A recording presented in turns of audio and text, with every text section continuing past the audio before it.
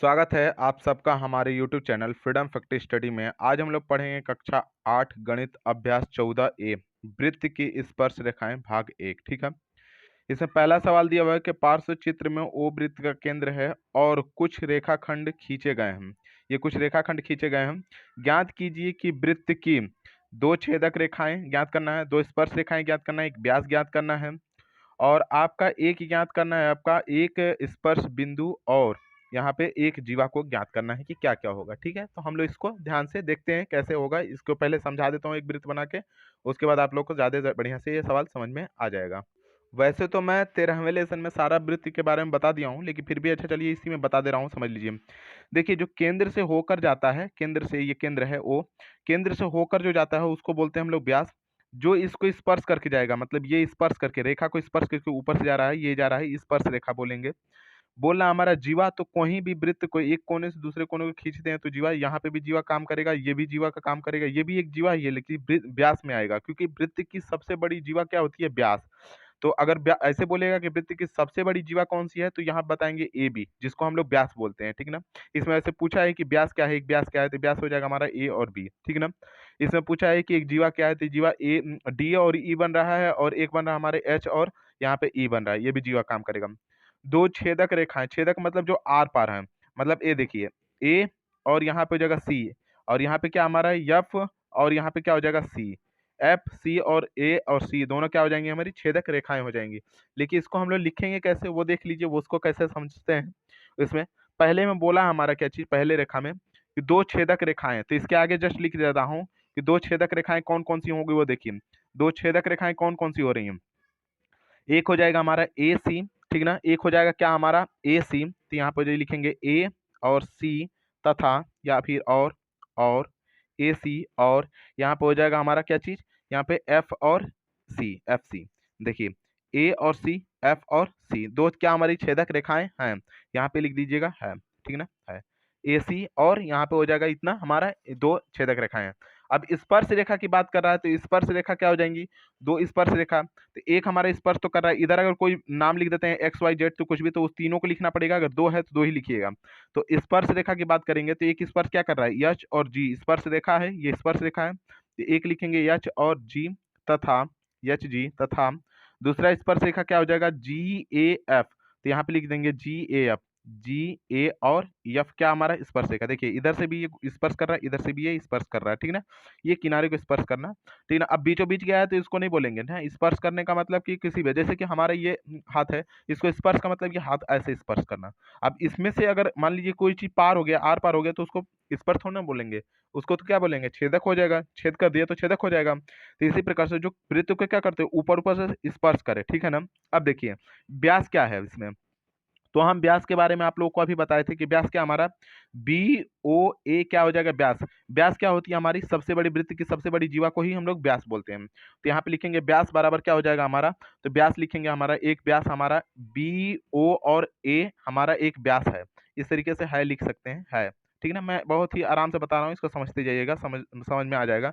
और जो लोग 13वां लेसन नहीं देखे वो जाके 13वां लेसन देख लें, ताकि इसको और अच्छे से समझ लें। देखिए 13वां लेसन ध्यान से देखेंगे, 10-10 15-15 मिनट का वीडियो है, तो लगभग अगर 10-10 15-15 मिनट का वीडियो है, अगर 15-15 मिनट का वीडियो अगर 5 बार देखेंगे तो 15-5-75, लगभग 1.5 घंटे में आप 5-6-7 वीडियो देखेंगे और खत्म हो जाएगा, लगभग 1.5-2 घंटा में पूरा 13वां लेसन खत्म हो जाएगा, ठीक ना। मैं छोटा छोटा ही वीडियो बनाता हूँ, भले 4 बन जाए 5 बन जाए, क्योंकि देखने में बोरियत महसूस ना हो बच्चों को, ठीक है ना।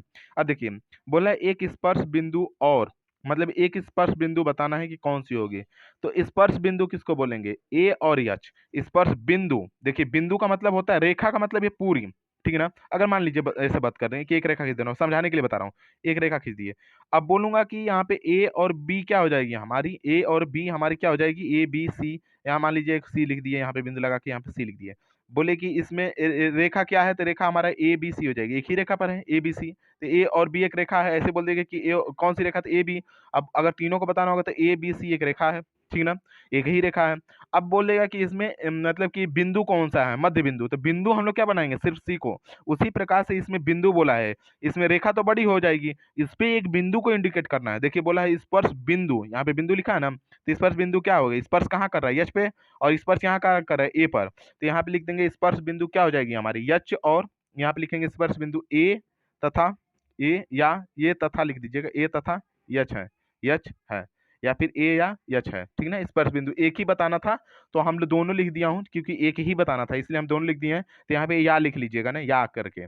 तथा इसलिए मत लिखिएगा, तथा मतलब दोनों है, लेकिन एक पूछा है तो एक बताने के लिए या तो ए भी बता सकते हैं या यच भी बता सकते हैं। मैं दोनों को बता दिया हूँ, देख लीजिएगा।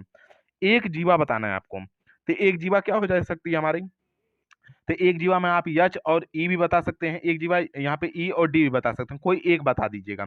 लेकिन हम दोनों बता देते हैं ताकि आप लोगों को मतलब कि कोई दिक्कत ना हो। तो लिख देंगे कि जीवा क्या हमारी हो जाएगी, जीवा यहाँ पे कहाँ तक था, ये था ना, यहाँ से लाइन खींच दे रहा हूँ, ये तीर लगा दे रहा हूँ ताकि आप लोग समझ में कहाँ से अलग है, ठीक है ना। ये देखिए यहाँ पे बोला है जीवा, तो जीवा हमारा क्या हो जाएगा, हमारा एच और ई, एच और ई, या आप लिख सकते हैं हमारा कौन सी, डी और ई, यहाँ पे जगह डी और ई है, ई और ई है, यहाँ पे भी या लिख दीजिएगा, ठीक है ना।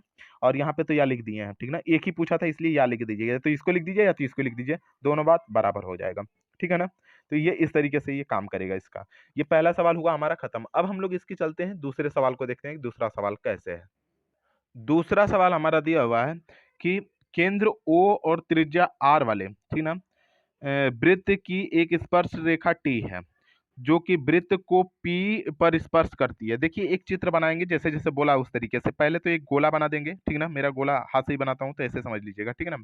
एक गोला बना देंगे और यहाँ पे बोला है कि वृत्त का केंद्र ओ है, तो केंद्र में हम लोग लिख देंगे ओ, ठीक है ना, केंद्र में लिख देंगे ओ। बोल रहा है हमारा क्या चीज की त्रिज्या हमारी आर है। मान लेते हैं यहाँ से यहाँ तक की त्रिज्या हम लोग कर लेते हैं, यहाँ से यहाँ तक की त्रिज्या आर हो जाएगी। ये क्या हो जाएगा हमारा, आर हो जाएगा। त्रिज्या क्या हो जाएगा हमारा, आर, आर। लेकिन अब बोल रहा है त्रिज्या आर है तथा एक रेखा है जो स्पर्श करती है, और कहाँ पे स्पर्श करती है, टी पर स्पर्श करती है। तो एक रेखा हम लोग क्या करेंगे, यहीं पे एक नीचे लाइन खींच देते हैं जो इस तरीके से स्पर्श कर रही है, यहाँ पे स्पर्श कर रही है। अब कोई ना कोई बिंदु पर स्पर्श करेगी, तो ये बिंदु से स्पर्श कर रही है तो इस बिंदु को मान लेते हैं कुछ भी हम लोग, पी चाहे टी कुछ भी मान लेते हैं। ये हो जाएगा हमारा क्या चीज, हमारा इसको मान लेते हैं हम लोग पी, ठीक है ना। ये पी बिंदु स्पर्श करती है, बिंदु मानना नहीं है, दिया हुआ है। पी पर हमारा क्या हो जाएगा, स्पर्श करती है। बोला है यदि मतलब रेखा टी पर स्थित कोई मतलब अन्य बिंदु क्यू है।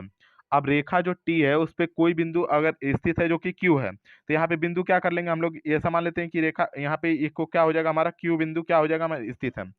तो अब आपको क्या बताना है कि अथवा इसमें सत्य और असत्य को बताना है। तो यहाँ पे निम्नलिखित कथनों में सत्य अथवा असत्य को बताना है। अब क्या बोला हमारा, क्या चीज, वो चीज को देख लेते हैं। देखिए जब ये त्रिज्या है यहाँ से यहाँ तक, जैसे कि ये रेखा कुछ भी टी मान लेते हैं, चाहे कुछ भी अगर इसको मान लेते हैं टी, ओ क्यू है ये सॉरी, यहाँ पे हो जाएगा हमारा टी। अब यहाँ पे हम लोग टी मान लिए हैं, अब इसको यहाँ से यहाँ तक की दूरी को टी मान लिए हैं, लेकिन ये पूरी दूरी आर है, मतलब ये त्रिज्या क्या हमारी आर हो जाएगी, लेकिन यहाँ से यहाँ ओ टी एम। अब देखिए हम लोग क्या करते हैं, बोला हमारा कि जो ये हमारा क्या करेगा, कर्ण का काम करेगा। तो एक चीज समझिएगा, पाइथागोरस प्रमेय से, पाइथागोरस प्रमेय में क्या करते हैं हम लोग, पाइथागोरस प्रमेय प्रमेय में, ठीक ना, प्रमेय पाइथागोरस प्रमेय में हमारा क्या सूत्र होता है पाइथागोरस प्रमेय का, देखिए कर्ण का स्क्वायर बराबर लंब का स्क्वायर, लंब का स्क्वायर, और प्लस क्या होता है हमारा, आधार का स्क्वायर, आधार, आधार का स्क्वायर। इसका मतलब ये होता है कि कर्ण का जो स्क्वायर है, मतलब कर्ण मतलब हमारा ओ और क्यू का जो स्क्वायर होगा, वो कभी भी ओ और पी, ओपी के स्क्वायर से और प्लस आधार के स्क्वायर के दोनों के, मतलब कि पी और क्यू के स्क्वायर के दोनों को जोड़ने के बराबर होगा। मतलब ये ओ और क्यू क्या हो जाएगा, बड़ा हो जाएगा, ओ और क्यू क्या हो जाएगा हमारा, बड़ा हो जाएगा। समझ में आ गया ना। तो इसमें सबसे पहले हम लोगों को जो चीज दिया वो उसको देखते चलेंगे और बताएंगे। बोला है कि ओ और क्यू हमने बोला है कि बड़ा होगा क्योंकि कर्ण का काम कर रहा है, तो ओ और क्यू बड़ा होगा किससे, आर से। आर से बड़ा दिख रहा है ना, क्योंकि आर यहीं तक है, यहाँ से यहाँ तक, लेकिन ओ और क्यू बड़ा है, तो इसका मतलब ये क्या हो जाएगा हमारा, सत्य हो जाएगा। यहाँ पे हो जाएगा हमारा सत्य, ठीक है ना, ये हो जाएगा हमारा सत्य। अब बोल रहा है हमारा कि ओ क्यू बराबर है आर के, ओ और क्यू, यहाँ से ओ है यहाँ क्यू है, ये आर के बराबर है, नहीं दिख रहा है ना, तो यहाँ पे लिख देंगे असत्य। यहाँ पे क्या हो जाएगा हमारा, असत्य। बात समझ में आ रहा है कि नहीं। तो पहले एक चित्र बनाएंगे, फिर उसको देखिएगा, देखने के बाद आपको ऑटोमेटिकली क्लियर होने लगेगा कहाँ सत्य है और कहाँ असत्य है। फिर देखिए यहाँ पे बोला हमारा क्या चीज, फिर से बोला हमारा कि ओ क्यू यहाँ पे छोटा है आर से। यहाँ पे जब बराबर ही नहीं हो सकता तो छोटा कैसे होगा, मतलब इसका पूछने का मतलब था कि जब बराबर भी नहीं होगा तो छोटा होगा। जब यहाँ पे बड़ा दिख रहा था, हम बड़ा यहाँ लगा चुके हैं, मतलब दूसरे वाले सवाल में जब यहाँ पे हम लोग सवाल लगाए थे तो बड़ा दिख रहा था ना। अच्छा मिला लीजिए, छोड़िए टाइम। ओ और क्यू छोटा है क्या, ओ और क्यू यहाँ पे छोटा है मतलब कि आर से, नहीं ना छोटा है, तो यहाँ पे लिखेंगे असत्य। ये भी क्या हो जाएगा हमारा, असत्य। बात समझ में आ रहा।